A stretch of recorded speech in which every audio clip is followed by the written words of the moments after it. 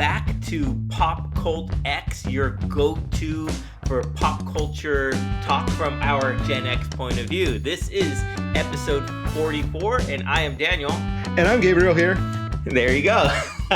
So we're here, and you're here, and we're glad you're here. As always, we're happy to have you watching us or listening to us. Just, kind of taking our little point of view, give you our feedback on the current news topics of the day and whatnot. So I think the big news for today, because today is Oscar nomination day. It's a holiday in most countries, and it's like they break out the parades for it, whatnot.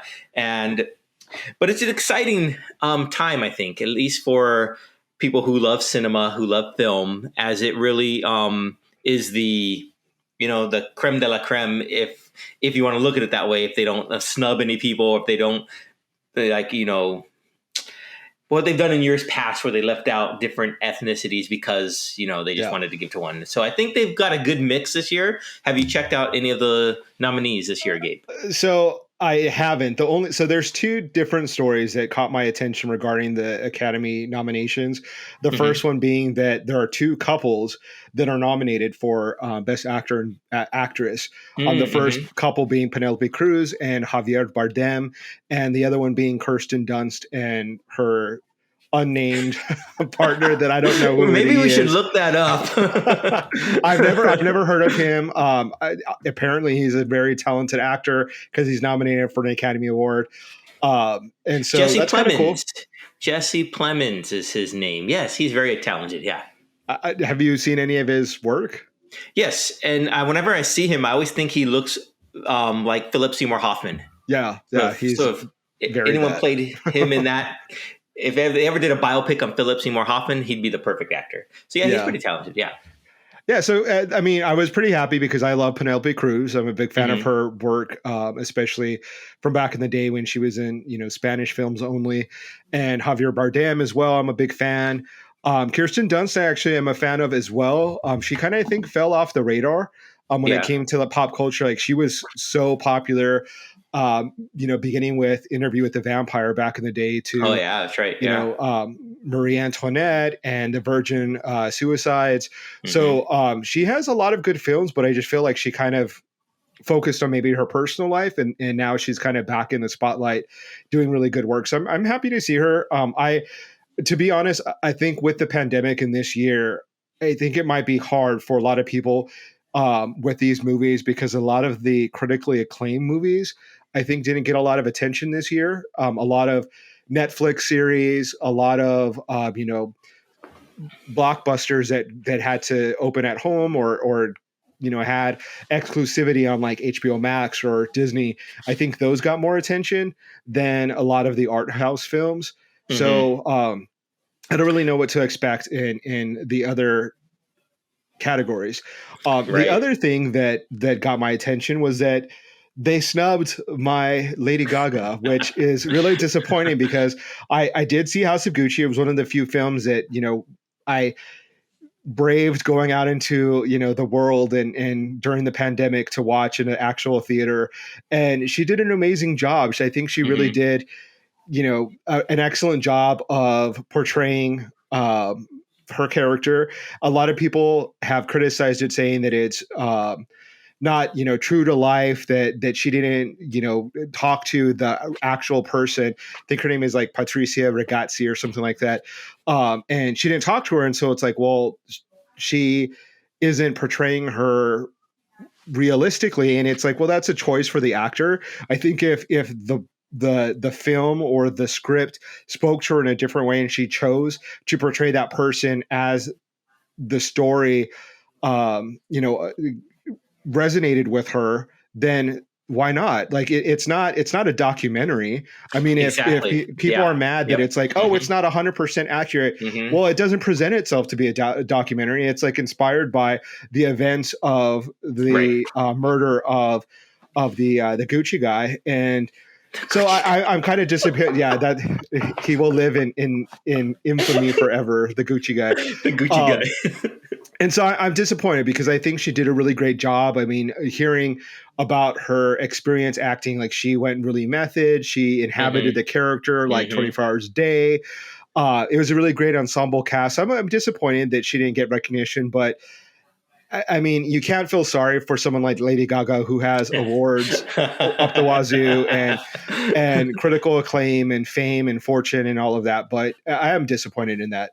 Well, I mean, it's natural. I mean, it's someone that a performance you really enjoyed, and you want everyone else to see the same and recognize it for the same way that you felt about it. Right. So I can understand that completely because one of the snubs for me, one of my favorites was the best director was for Lin-Manuel Miranda not getting nominated for Tick, Tick, Boom. Now, could that be because, like you said, that they were released on the streaming platforms as opposed to being a wide release in a theater? Yeah. Perhaps. But I wanted to circle back real quick to what you said about Jesse Plemons and Kirsten Dunst being nominated as husband and wife. And it's amazing that it was for the same movie, The Power of the Dog, which had so many nominations. But then again, that kind of takes away from what we were just talking about because that was a Netflix release, wasn't it? Okay. To be honest, I haven't even heard of it. I've heard of it. I haven't seen it yet. But I'm assuming it's about dogs. No, it's set in like the Old West or something. So Benedict Cumberbatch was nominated for Best Actor. Two of the actors in there were nominated for Best Supporting Actor. And then Kirsten Dunst, of course, it was nominated for Best Picture, Best Director. So it had a lot of nominations. So it must be very powerful. Okay, I'm going to look up the cast because I'm really curious. So I'm going to make a point of this. So it's called The Power of the Dog? Yes, The Power of the Dog. And while you're looking that up, go ahead. You found it already? No. So my point being is like, I'm curious if, my intuition was going to be accurate in the fact why I haven't heard about it. And just scrolling through the actors about this Western, and we talked about this of Western history, right? Benedict Cumberbatch, Kirsten Dunst, Jesse Plemons, Paul Dano, Keith Carradine, Francis Conroy.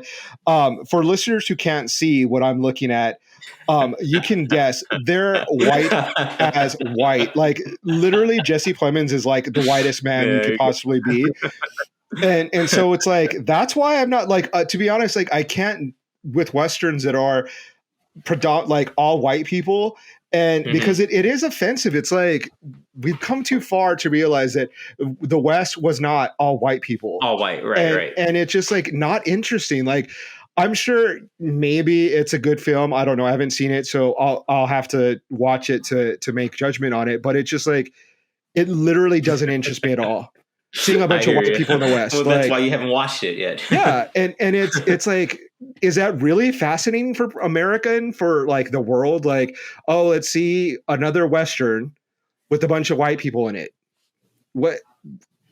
No, I'm not interested in it at all. I'm sorry. I apologize to the cast. I'm sure they're great actors, and it's probably going to win a bunch of awards, which is kind of like sad. Like when we see like films like In the Heights or West Side Story, you had these like amazing diverse casts of like telling different types of stories. And then it's like another Western. I don't know. That's disappointing. I don't know. Yeah, I understand what you're saying. I get it. I mean, where's the diversity that existed in that time and age is not reflected on the screen as if it was like in the other Western that we spoke about. Which, the name escapes me. But diversity in the nominees, I'll say for Best Actor, there's Benedict Cumberbatch, of course, for Power of the Dog, Javier Bardem for being the Ricardos, which I guess has its own controversy in itself. Here's a Spaniard playing a Cuban nominated for Best Picture, for Best Actor. That's its own separate controversy. I don't have a problem with it. I know a lot of people do. And then, of course, Andrew Garfield for Tick, Tick, Boom. Will Smith was nominated for King Richard. And Denzel Washington for The Tragedy of Macbeth. So that's a pretty well-rounded group of nominees, I think. Yeah. Good for that. I to be honest, I'm like I probably won't watch the Academy Awards this year. Just It gets less interesting every year as time goes by and I get older, just because it's so much of the same. It's like you can always expect, I don't know, there's certain things that always happen and it's same old stuff. Like, let's shake it up a bit. Let's have something interesting happening, some interesting stories in filmmaking. What would you say would be interesting to mix it up? What would be an Different example? stories. So, I'm not saying like let's force diversity on people and just like make movies that are diverse for no reason. But looking at this particular movie that we're referencing, The Power of the Dog, it says that it tells a complex and gritty adaptation of a novel that is partly based on a true story. So the real life experiences of the author, I'm assuming in the West, like in, where does it take place? And in that place, it's, let me just read because I'm going to sound stupid. Okay, go ahead. If I So it mostly across rural New Zealand. Okay, so that makes a little bit more sense. So it's not a Western in the sense of like it's in California or Arizona. So I am backtracking now a bit. So that makes a little bit more sense. But there are indigenous people of New Zealand. It could, I don't know. I am not interested in that kind of a movie at this point. Like there's a finite amount of time that I have to dedicate to watching TV shows, series, movies. Yeah, I hear you. And it's not going to be something that is just like the same old boring story again and again and again. Right. If it doesn't call to you, it doesn't call to you. Yeah. Like anything that Kevin Costner's involved in, like not interested. I know people love his Montana Ranch, whatever. I don't know what story he's telling, but it's not my gig, not my scene. Oh, Yellowstone, I think you're talking about. Yeah, I haven't seen that either. Yeah, it just I don't know why he keeps getting more and more roles. Like he's so bland, so boring. I agree. I mean, I always thought like what was it called? Postal or the Postman or something like that. That movie was going to be great because I was working for the post office, I think, at the time when it came out, and I was like, oh, cool. Nope, I couldn't even sit through it. I think I fell asleep. I don't know. So here's a funny story. They actually did casting in Arizona for that movie, even though it was filmed like up north, like in the Pacific Northwest. And me and my friend, who I think is actually, I haven't talked to him in like literally forever, but I think he's like now a movie director. And we both worked at Blockbuster Music, heard about the casting call. And what was weird is that we showed up dressed exactly the same, which was like odd and like uncomfortable because it was like, it looks weird, like us both walking in dressed exactly the same. And so they talked about like, do you have experience horseback riding? Like, what's your acting experience? Blah, blah, blah. He actually got casted. I did not, even though I had experience around horses. He did not. And they sent him up to, I forget where they filmed, like the Pacific Northwest, and he is an extra in that movie. So I don't know. I never watched it because I didn't get cast. So I was like, screw you guys. I ain't watching you. Well, and again, Kevin Costner vehicle, I'm not interested. Like it just, and I think that they panned that movie, that it was just like a horrible movie. Like critically, like they just thought it was shit. I did enjoy Field of Dreams, the baseball movie. So I can't, that's like probably my only one. I couldn't, Waterworld is, but Field of Dreams was good. I'll give him that. I'll give him one movie. Yeah, one. Congrats. Good job. You did it. Yeah. So another, pop culture news, I guess, not related to the Oscars or the Academy or whatnot. The other thing that kind of caught my attention because I just like drama and mess is Kim Kardashian and Kanye West going back and forth on social media. I don't know if you're aware of what's going on. So I heard a song, I think it's relatively new, where Kanye West is basically calling out Kim Kardashian and then also Pete Davidson. And the chorus is like, who's Pete Davidson? Which I think is not a good insult, because if you're literally bringing him up in your song, you know who he is. So you can't insult him like, who is he, if you're, name calling him. So anyway, so Kim Kardashian releases a statement, like I think sometime last week, saying basically that she's the sole support of her children, and that like he needs to not, keep calling her out in public because it's just making it hard. And of course he replied like, sole provider. Like, what are you talking about? I think he's like one of the richest people like in the world. And it's just like, it's so shady that she said, like, basically, I support our kids, and which is not true. But Right. apparently, like, she's not like he has to be around like security to go see their kids, and he's like calling out their family for being toxic and crazy. And the thing is that why I find it interesting is that Kanye West had that song Gold Digger, right? And talking about like, she's a money, loving gold digger. She's going to have you for 18 years. And then, until you get a divorce. And then he married Kim Kardashian, who's like famously like, she manipulates, the media in order to make money. And I'm not saying that as an insult. It's just a fact. That's what she does. And then Kim, who uses social media and for everything, is now saying like, keep my name out your mouth in the public arena. Now you want to be private? Like, now you don't want to talk in public. Right. So it's like, you kind of reap what you sow. They both got what they deserve. Like, she knew what she was getting involved with Kanye, and he knew what he was getting involved with Kim. And now they're dealing with the ramifications of dealing with those type of personalities. And it's like, the rest of the world can just sit back and enjoy the chaos that's going to ensue. Hopefully, obviously, it doesn't impact their children, and their kids don't, get involved and all of that. Like, I don't want to impact their kids, but I do find it rather interesting and entertaining that these two, very public people are going at it. And it's like, we all knew what was going to happen. We all knew that was going to be the ending, but go ahead, like, do what you want to do, but don't cry to us now. Right. I just find it hilarious. I laugh about her, not because, well, she's famous for being famous. That's what is always said about her, right? She's doesn't have like, she's not a good, well, I could say she's not a good actress. Yeah. She doesn't have any like sort of set a skill set, I guess, that you could say that's like pushing the boundaries forward. It's just, you're famous because you're famous. And it's, I don't know, whenever I see like her commercial for like the new Kardashian show that's coming out on Hulu or something like that, I just roll my eyes. It's like, oh.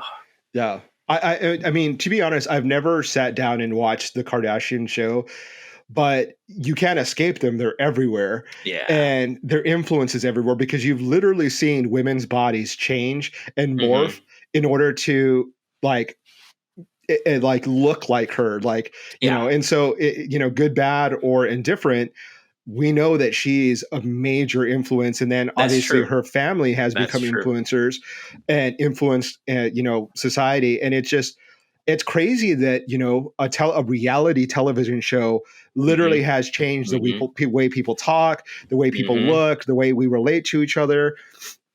But I mean, it goes to the power of television as a medium.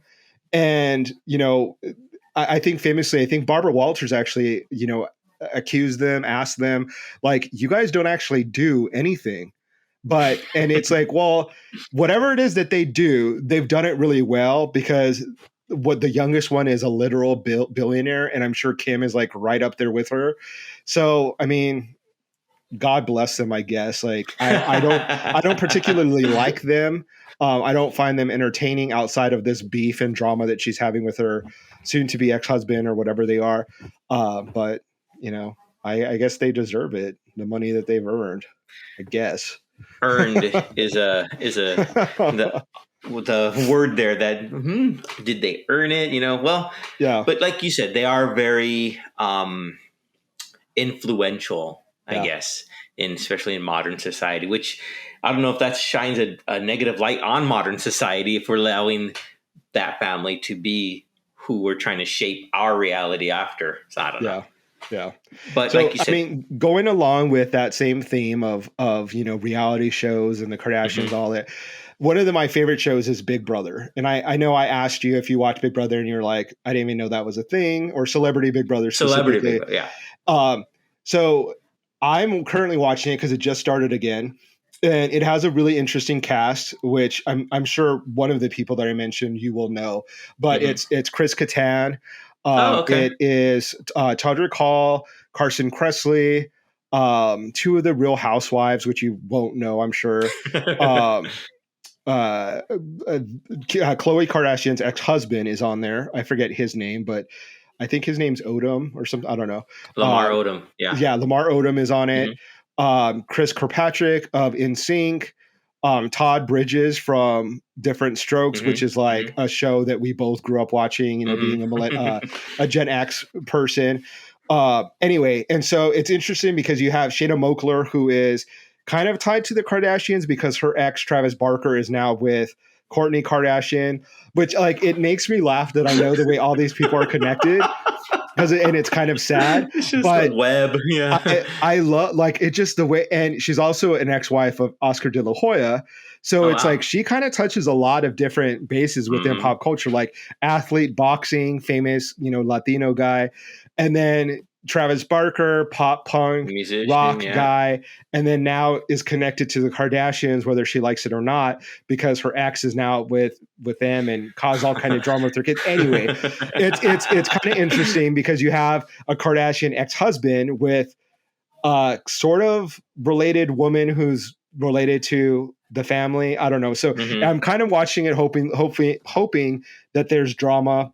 So far, it's been pretty good. I mean, it's interesting just to see the way that celebrities react to each other, and the way they communicate. And so far, they've been very nice and friendly. But I'm waiting for all the claws to come out. Because I forget the exact dollar amount that they're participating for, but for some of them, I think it's much needed because they haven't had much of a career lately. Todd Bridges, maybe. Some other ones probably don't need the money, like. I don't know. Todrick Hall does pretty well. Refresh my memory. So Big Brother, it's a competition. I guess there's a prize. Yeah. And how do they win the prize? What's the goal? So it's like Survivor because you do a competition, and if you win head of household. Head of household gets to nominate two people in the house to get kicked out. And the group, the house, the majority wins. So whoever votes you out, you have to leave. Then they have a competition that's like the power of veto. So if you win, you can pull yourself off the block, and the head of household has to put someone else up. Then they make the final vote.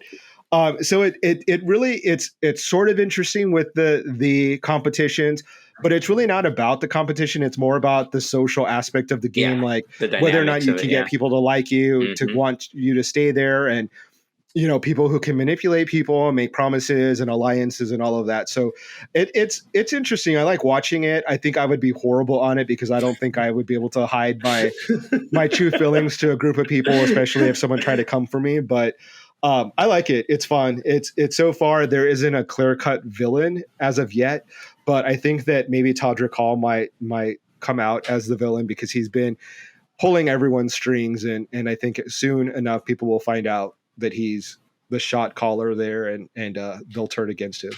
I just wonder how much of it is controlled by the producers because they can see how people interact and they have an idea of what the audience would want to see. So like say one of the highly popular person is on the block to get voted off or whatever, they change that vote somehow. Do they interfere at all? I could see that maybe they would if let's say they have, Carson Kressley up for nominations to get voted out and they want to keep him in because he's popular. They might do the power of veto competition as something that he's particularly skilled at. Okay, but so that way there's no way to prove that. Like as a viewer, I don't know if they have documentation of that. That's how they plan it out. Really popular players do get voted out in Big Brother and don't win, and villains that are hated win. So I think that they do try to stay pretty much out of the game and let people play. The narrative at all. Okay. Yeah.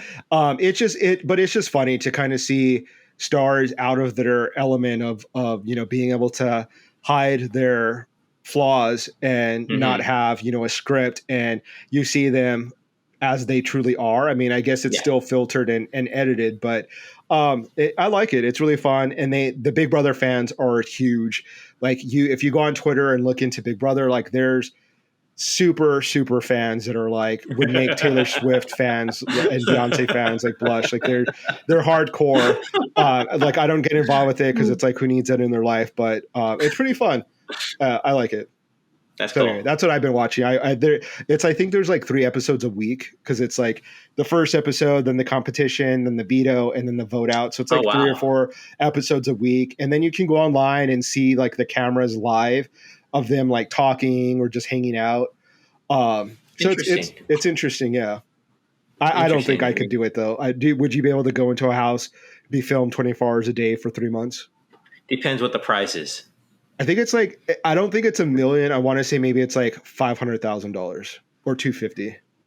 I think I could manage it for 250 or 500. I don't know if I'd Yeah. win, but yeah, why not? Yeah. I mean, I don't know. Like, and the thing is like you can't have music. They don't watch television. oh So wow. they're just like, yeah. If you talking. win Yeah. head of household, you get this private room, and they'll give you like a, like I don't know, like what kind of thing do young kids listen to music now? Not an iPod, but something like that where you can Like listen an to iPod, music. yeah, it would be. Yeah. And so the winner gets to have music, but other than that, like there's a gym you can work out in. But basically, it's like a prison then. yeah, it's like to encourage them to interact and to fight because you're like. And then like sometimes you lose your ability to eat the food, so you have to eat like a gruel for like a week, or you have to take cold shower, like stuff like that. So like that's the stuff that I wouldn't be into, but fighting and arguing with people would be fun. Wow, That I could do. TV sure has changed, huh? From its Yeah, beginning. I mean, think about what we grew up on, like as Gen X, like watching like whole, like starting off like watching out like really wholesome television. Like I think of like the Brady Bunch. That was like the big sitcom that I watched growing up. Like sort of nuclear family, even though it was like a modern day take of a family because it was like a a blended dad and a family mom in a getting way, together and they were blended. So it was sort of modern in that sense, but they were still very wholesome. Like the dad giving them lectures and lessons, and the mom. Uh, and then then you fast forward, and it's like the most popular television shows are like the Kardashians, or Housewives of Beverly Hills or Orange County or New Jersey or whatever. And right? it's really it's weird the way that television has evolved from when we were kids to now. Okay, you say evolved, but I'm gonna say devolved because it's. I mean, I seriously, I think with the rise of reality TV for me, Yeah. and it's been really the downfall of scripted narrative shows, unless you're a CSI or a Law and Order, because those are like all over the place, and that's what it's either reality shows or a crime CSI type of show.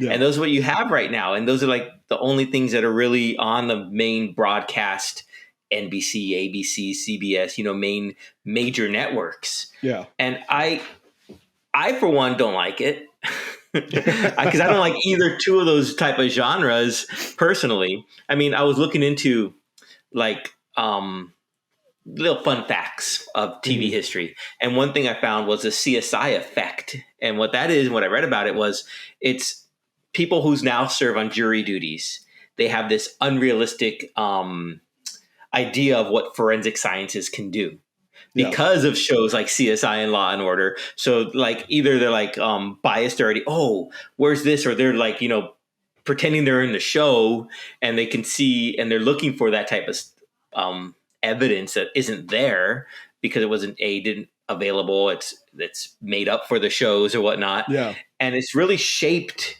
from the TV into real world. Yeah. So it's interesting. I found that a fun fact. Yeah. And I see that like in day to day, I see people reacting to each other in a way that I think like it's almost like a performance. It's like in their head, they're like, oh, this is my confrontation moment of being on a reality show. Like I'm going to let this person have it. And it's like, and I think back, I'm like, yeah, there were people that were confrontational and while I was growing up, but certainly it wasn't the norm and it was like frowned upon. But now people love confrontation. It's like, that's true.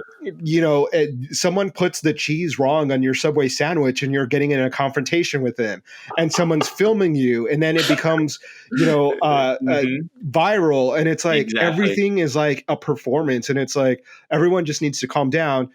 But it's that effect of our television, how it shapes the way our behavior mimics, that television. And unfortunately, we don't take the positive. We don't look at a show like, I don't know, what would be a positive show? I kept trying to think of something that would be on Discovery Plus or something. We don't take that and try to become, educated. We see like the worst of humanity and then try to emulate it and like flip tables at restaurants because we saw Teresa Giudice do that on Real Housewives of New Jersey. It's like, I don't know. It's just like, and we even see that with the presidency. I mean, Trump was on a reality show and got notorious off of the Celebrity Apprentice and The Apprentice.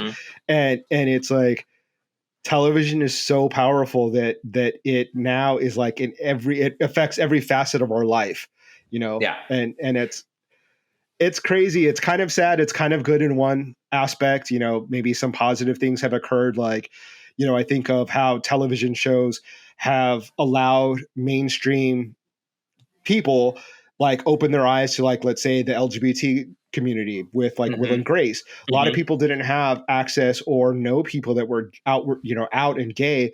Then they saw Will and Grace and they're like, oh, okay. Or like Ellen. And so like in that sense, it's positive because it moves us forward as a society and become more, accepting and compassionate about other people. But certainly those examples, I think, are few and far between now.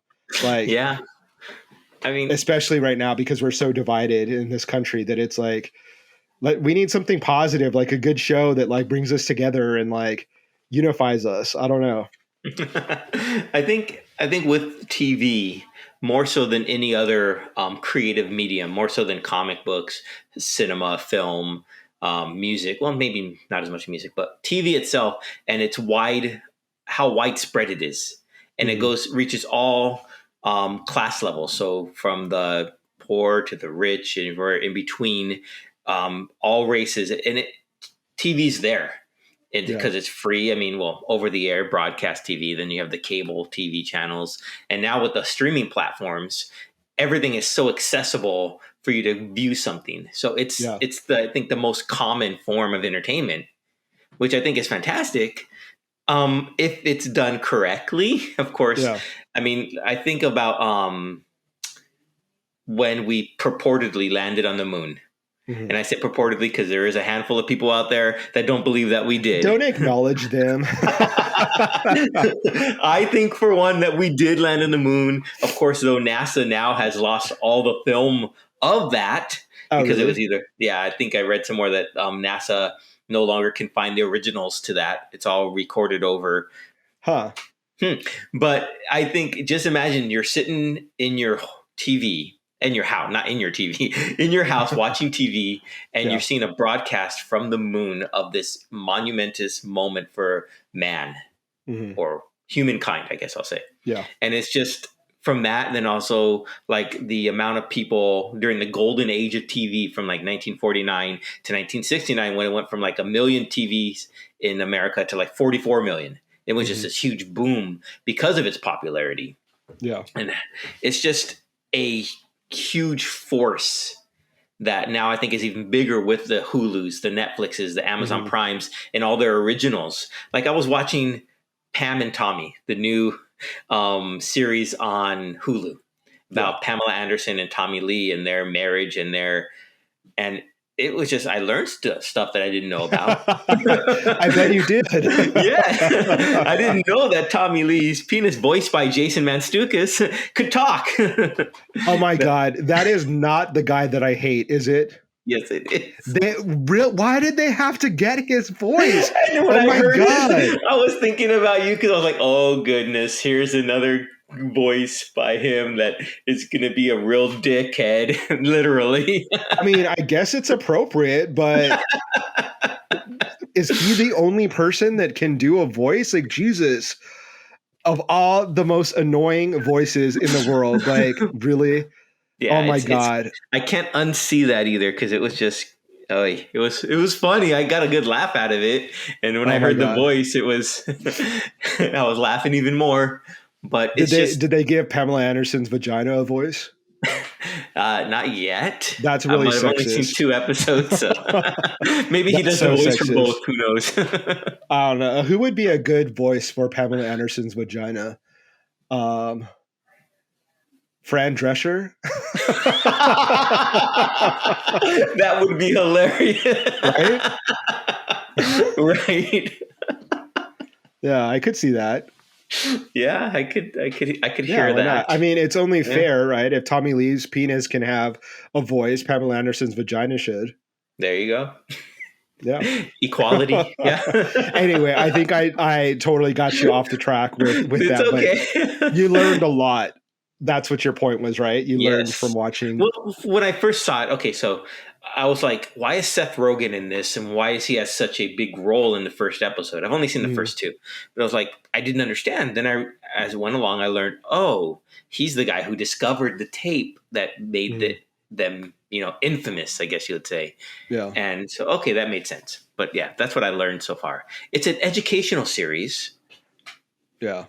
Yeah, I guess. I mean, I've only seen like clips of their, notorious home video, and they're not the smartest people, Tommy Lee and Pamela Anderson. I think she tries to be smart. Like, God bless her. Like she really tries to step from out of, that box of being the blonde bombshell. Like, but she just can't. She just really is not the brightest bulb. I don't know. And so I wasn't really interested in watching it. Like, neither one of them is like that attractive to me in that sense. And so I never watched it, but I remember, I mean, it was everywhere. It was, I mean, literally everyone was watching it. And then that was sort of the impetus of like Paris Hilton's tape, Kim Kardashian's tape. Like, everyone had a tape and was like getting famous off of that. And, if it wasn't for them, I guess we wouldn't have Kim Kardashian. So thanks, Damn Pamela. you, Pamela. Pamela and Tamala. Yeah. Yeah. So, yeah, I guess, I mean, I don't know. I don't know. I'll probably watch it because I think they did a really good job of the casting. I think they both they look like incredibly like the real people that they're portraying. Sebastian Stan transformed so much, I think, for that role. Yeah. Yeah. But you said wholesome shows when you were growing up. And I remember watching Alf. Do you remember that show, Alf, with the alien who loved cats? For sure. And that was like the sitcom for me that I remember every week. I don't remember what day it was on, but I remember we'd gather around, my three sisters and I and my parents, and we'd watch that show. That was like one of the few that I remember watching as a family unit. Yeah. But from there, I mean, as through high school and college years, would you say your TV watching increased, decreased, changed? Were there any shows that you really... it probably like went up and down as far as consumption, but like there are certain shows that were consistently in my life, like The Simpsons. Like I can remember watching it in third grade, like having a notebook binder with Bart Simpson and like always loving The Simpsons. And it definitely like shaping my sense of humor, being sarcastic and like, finding irony in things and being cynical and just taking the piss out of like certain situations. And that is just like one of the shows that I still watch to today that I love, that is from my childhood, from my early adulthood, my adulthood to like, I think it'll be on forever. Right. Like it seems like it. It's amazing. But like, I think of other shows like Roseanne, I used to really love, like The Golden Girls. God, there's just a ton of shows that we loved watching. I mean, we would sit down, like watch Miami Vice as a family. Like we loved Miami Vice, reality shows like The Real World, which is like kind of started off the whole reality show craze. I still love watching, The Real World. Well, let me take it back. I like watching old episodes of The Real World. Okay. Not the current iterations, but we're that generation, right? I think we're like the latchkey kids that when we got home, we would turn on the television. Our parents definitely, like, we had dinner around the television. Like that was like the center. Like I almost think like our parents are probably, or at least mine, probably the last generation that maybe didn't have a television in their home. And then once they're gone, everyone will have had a television in their home Like they won't Yeah. know what it was like to not have a Without a television. TV. That's true. Yeah. Mhm. And it's like, and it's such a part of your house. Like it's presence is always there. It's like, it's always on normally. Someone's watching something, like you walk by Mhm. and you're like, hey, what Mhm. are you watching? You sit down. So it definitely brings people together. But I mean, I think the biggest impact that maybe television had, while you're talking, I was thinking, okay, like what could I come up with an example of how television helped? And it definitely helped within the civil rights movement, because Mm. if not for us documenting what was going on and spreading it across the United States, I think that the civil rights movement would have had even more to overcome as an obstacle, but it Mhm. helped to open people's eyes into what's going on. That's true. And so like just that alone like is reason enough to say television is good, Yeah. because it did show a lot of good, it did a lot of good in regards to that. So I mean, I love it opened TV. up the eyes, like you said, for the civil rights movement. And think about to like the Vietnam War and Yeah. how footage of that was being broadcast back home to the States, and how it was like people's first look into firsthand war combat. Mhm. Yeah, we have like World War II, but it was mainly just documentary style, and it wasn't real like gritty and what was really going on. So that really helped shape that generation too. So that was coming into the early stages of Gen X, people seeing that and how it shaped like our viewpoints. But TV is so powerful. I think like we got the whole TV dinner, right? Mhm. From watching, or like you said, from families wanting to gather around the TV and watch and not have to spend 3 hours or hour or whatever cooking dinner. So we have these nice portable Swanson pre-made dinners, pop them in the oven, or Yeah. as time went on, up in the microwave, heat them up, and they're bam, you can get right to your show so you don't miss it. Mhm. I think now it's changing a little more because the streaming on demand stuff, where you can watch it on your own schedule, come back, watch 3 episodes, come back later on, watch another episode, and it's really beginning to morph. Especially, I think around 2005 when YouTube really started to take off, Yeah. and I think that was the major factor in that shift where people were now not having to solely rely on cable providers or direct TV. If that was, I think satellite was back then too. Yeah. Yeah. But it was more of you get to watch it when you want to. Mhm. So YouTube really helped change that. Was a game changer. And Yeah. I guess my question is, do you consider streaming platforms still to be television, or is that something different? No, I think it's television. I mean, I think that, I mean, I watch streaming services on my television. We don't like, I don't watch most of the shows on my iPad or on my Right. computer. I know a lot of young people do watch it on like their laptop or whatever, or their iPad. I still watch it on my television. I mean, I think there's particular shows that like you want to watch on your big, like, I think we're as a society, we're still into that like big screen, like the bigger, the better. That's true. That's true. Yeah. And so like that's still popular, but I definitely do like watch stuff on my phone before I go to sleep. I watch probably like an hour of something before I can fall asleep on my phone. I hear you. And so typically it's American Dad. So like, I don't think that the televisions are going to go anywhere. I think we'll always have TV.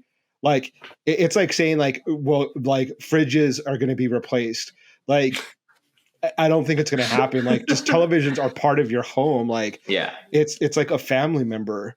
I mean, I think that there's people that like even say like, put down your phone. We're watching television. And it's like, that sounds weird because like before it was like, turn off the television. We're going to have a conversation. And now That's it's true. like Yeah. the phone Yeah. is distracting you from the television, and people like, and it's almost like you accomplish like, oh, like I put my phone away and I watch TV for an hour.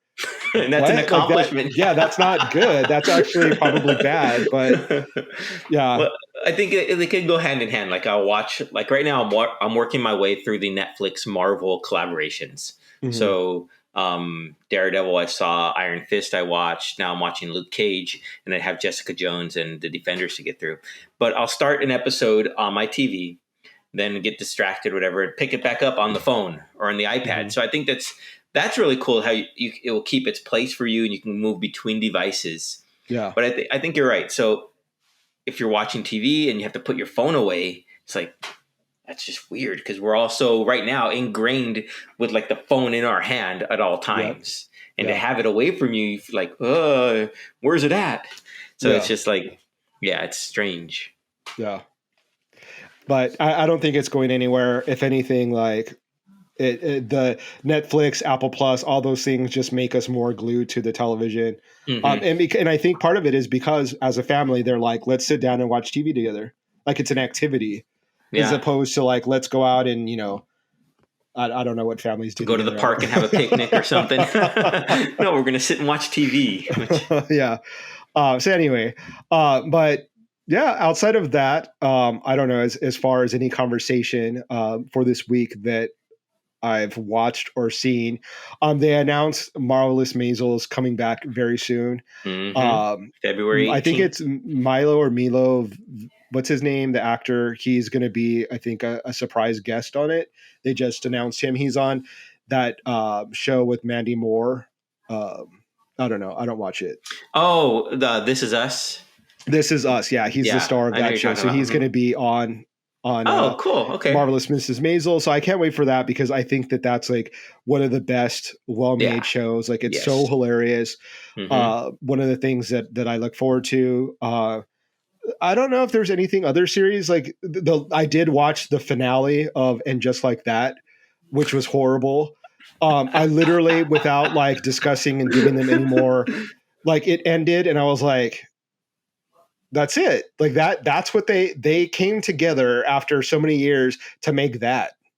Like so disappointing. Like, so I don't know. It just, it wasn't good. It was just horrible. It was just a waste of time. I kept thinking it's going to get better. It's going to get better. And it didn't. I'm disappointed in them, especially Sarah Jessica Parker, because I think she's the executive producer. And so she has, I guess some power and able to create the storyline. And it was horrible. So I don't recommend that to anyone who hasn't watched it. Well, I will say I've been watching two series. One on HBO Max, which is Peacemaker, James Gunn's Peacemaker, which is excellent. Yeah, and the other one is on Disney Plus is The Book of Boba Fett, which is also it's well done. I give Peacemaker the edge in that, but this most recent episode they had a CGI version of Luke Skywalker, voiced by Mark Hamill, and it was mind blowing the way technology with CGI has gone. And I think right now with The Book of Boba Fett and Peacemaker using CGI is just like, wow. The thing that popped in my head, because I'm not a Star Wars fan, is do you think they paid Mark Hamill for that? Like, is it did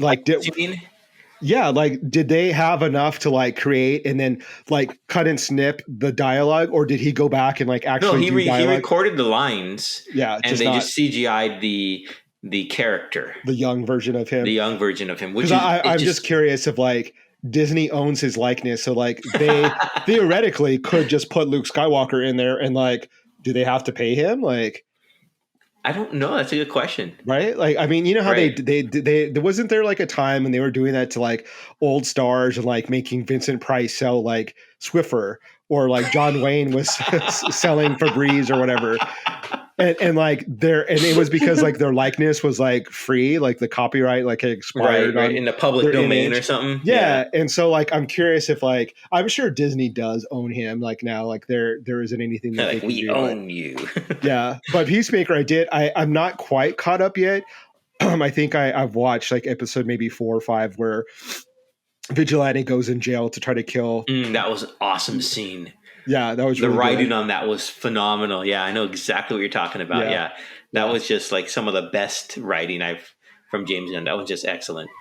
Yeah, it was such a good scene and like such a good like fight scene and action, but at the same time, like I don't know, because it explains where the Peacemaker is coming from as far as like who he is as a character and I don't know. It's just good. It's a really good show. It's great. I love it. Yeah. So good. Yeah. But I'm still waiting real quick is, how that we talked about how the original actor who played Vigilante left because he didn't like how the character was going to go. I haven't seen anything. Have you seen anything that was like, a big like disconnect? Like what would cause that? No, I haven't seen anything.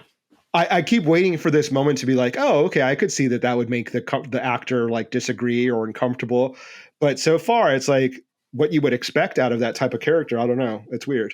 Yeah, I don't see any like real clear cut portion of what would make him, or what would be so disagreeable between the way James Gunn saw it and the way the actor saw it of portraying it. Yeah, it's. I wonder if we'll ever know. No. But speaking of superhero films and movies, did you see the quote by, I think it was Steven Soderbergh about super? Yeah. You did? Yeah, something about them like there's no sex in the movies. So exactly. So what am I make one or watch them because there's not enough sex in the superhero films. And then what made me laugh was that the Twitter account for the Amazon Prime show The Boys chimed in. It's like, have you watched our show? Yeah. It was kind of like what's the word? Cringy. Yeah. Like, so wait, do you make porn? Like that's what is interesting. That's what compels you to make films, Soderbergh. Like, because I think Martin Scorsese has attacked those movies, right? Because he's like, there's nothing to them. It's vapid entertainment. But like that's not a good read. Like that's not putting them down in a way that's like, oh yeah, like that for sure. Like I see that being like, oh, I don't like superhero movies because there's no sex, and I only make movies with sex. Like, okay, weirdo. Like, go make your porn. I think Tommy Lee's available. And his talking penis. Yeah, and his talking pecker. Exactly. That's such a weird quote. Like it's so, I'm sure he was trying to be funny and whatever, but I think it's weird. Like, okay, weirdo. Like that would be my response. Like if I was interviewing him and he said, I'm like, okay, weirdo. Like, okay. Yeah. Are you sure you want to die on that hill there? Yeah. Go make your porn. But yeah, I it's so weird that people like Hollywood, filmmakers are attacking that genre. It's like, well, make one, like make a good superhero movie. There's tons of stories, that they could do that. It's the same shit. It's like, okay, you're going to make a Jason Bourne like movie for the 800th time, or like, female spy a la like Atomic Blonde or Black Widow or Red Sparrow or what. They're all the same. Like you make the same movies over and over again. So how are you complaining? Like, I don't get it. Like it's, if you were like a film genius that you are just creating these amazing movies, I could see your point. But even Martin Scorsese makes the same stuff. Yeah. Like it's like the same gangster films, like the same cast, like the lack of diversity, the lack of like, create, like, it's just the same stuff. Like, and I like his movie. I love Goodfellas, but he's not exactly like redefining films for anyone. Like he's pretty formulaic, right? Like, I don't know. And if I see another Steven Soderbergh porn, like, like, do they release Steven Soderbergh movies at like adult theaters? Like you have to put in like coins to watch like it. Peep shows or something. The new Soderbergh films out, like guys are like in trench coats going to watch it.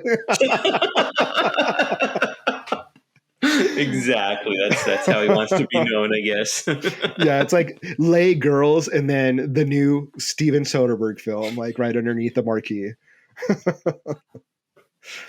Yes. Yeah. Anyway. On that Steven Soderbergh makes porn note, exactly. Is there anything else this week that you would like to talk about before we? No, I think that about sums it up. I'm about Steven Soderberghed out. Yeah, yeah. Yeah, I mean, that's pretty much all for me. I mean, as far as next week or what's coming up, like, I can't really think of anything that really is on my radar that I'm like, I have to go watch so that we can discuss it. But how about you? Anything that you recommend to our audiences? Well, I finally saw Spider-Man No Way Home. So if you haven't seen that yet, go watch it. It's great. fantastic movie. I love the interaction between the three Spider-Mans, and I can go a whole other hour on this topic, so I won't. But it was just fantastic. So go watch it. It's really great. Yeah. Go watch Nightmare Alley if you haven't seen that movie. Also, Oh, another yes, great movie. I mean, I'm watching that this week for sure. It's a fantastic. People label it as a film noir, but it's not really a film noir. But Kate Blanchett, Rooney Mara, and Bradley Cooper, fantastic in the movie. Great The actors. three of them are just wow. It's just really Guillermo good. del Toro directed, right? Exactly. And I know I didn't know this at the time, but I guess there was a movie from the late 40s also called Nightmare Alley based on the same novel. And I haven't compared the two yet to see what differences they made in his in Guillermo del Toro's adaptation of it. But it was really good. I really liked it.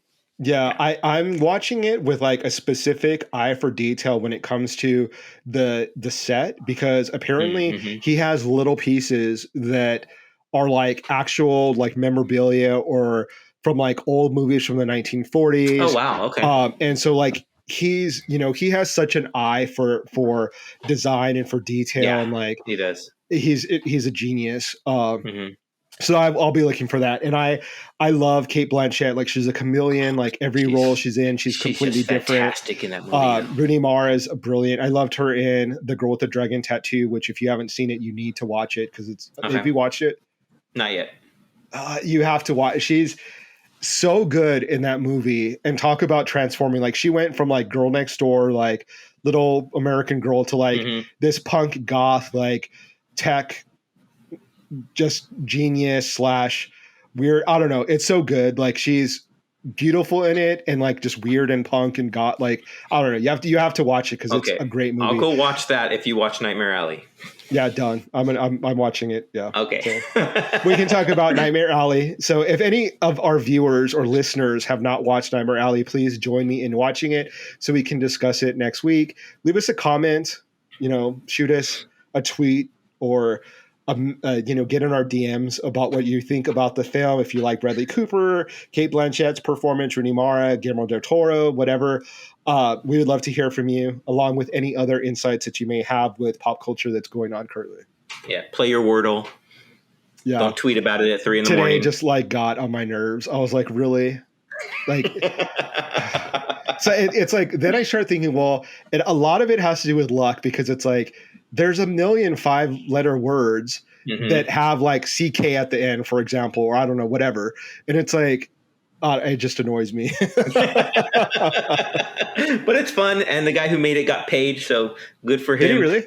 Well, yeah, he sold it to New York Times. So who knows how much longer it's going to be free. Oh, now it's going to be like paid, and it's going to be super hard, or so. I don't know. But it's he going to got be like paid. He made it for his wife, I think. The story's pretty cool. So he made it for his wife because she enjoyed word games. Oh, nice. So he programmed it really cool. I mean, how much programming is in it? Probably not much. But he made it, and then he sold it for like over 7 figures to New York Times. So good on him. I always just figured that it was some sort of Russian bot that was like getting us to play so that it could hack our phones and our computers and know everything us with about like Trump propaganda or something, or when Joe Rogan runs for president. Oh God. Yeah, I honestly feel that that's coming like any second now. You think it's going to be like, yes. Man. Like, it just, the more attention that gets paid to him, I'm like, just ignore him. Exactly. Like, let his viewers listen to him, watch him, but ignore him, because it's just going to turn into a Trump-like situation where he's like, okay, well, now I have all these rabid followers that will do anything that I say. Why don't I become president? Like, all it takes is one person getting into his ear saying, you could win the presidency. You should do it. He honestly, like, I've tried to watch his show, and he just so uninteresting. Like, he looks like an ape, the way he just sits like hunched over, like no emotion in his face. And he admittedly says he's not like an expert on anything. Like, he's just sharing. I don't know. I don't want to get into that. Found fascinating, like, not fascinating, but what I found weird was that he was happy, and he thought it was a good thing that he had to remove hundreds of episodes where he had racial slurs or whatnot. Yeah. That's not a good thing that you have to remove 100 of them from your show. And now like people that were supporting him, like The Rock, are like backpedaling and saying like thanks for educating me on like another guy that it's just like disappointing. It's like, if you were quick to run and be like, bro, let's have tequila shots, like it's so like toxic masculinity. I think like it comes down to like him, like people relating to him as like just an average Joe, and like guys aren't supposed to be smart. They're just dumb guys. Like, and it's like, and I think that's why Rock, like, it was like like his response of like, can't wait to grab a shot with you, bro. Like, it's such a stupid fucking thing to say. Mm-hmm. Like when there's a controversy embroiled about a guy, like it's such a dumb response. Like, let's go grab some beers, man. Like, it was so dumb. Like, I lost so much respect for The Rock after that. I'm like, not that I was a fan, because I think we talked about how I've never watched any of his movies, but it was just like such a dumb thing to say. Like, but like you said, he backtracked after he was educated about it. So hopefully, well, I mean, I guess there's that, right? Like, I guess he at least he had to, like, he's biracial, his dad's black, and like Joe Rogan's using the N-word, like it's going out of business, and so like, of course, I mean, how could he? Like, I mean, I guess there's people that are crazy that would accept that are black, but like ignore him. Exactly. Ignore him and listen to us, please. Just there like, you go. Just like 500 of his followers could listen to us. If you hate him, listen to us. If you hate Joe Rogan, listen to PopCultX. I like it. That's going to be our slogan. Stupid. There you go. I say dumb things all the time. Right? We're not experts. Well, on that note, yes, please share, subscribe, like, and enjoy. Yeah. And we'll see Thanks you all everyone for listening, watching, all of that, tweeting. Yeah. Yeah. See you guys. Stay safe.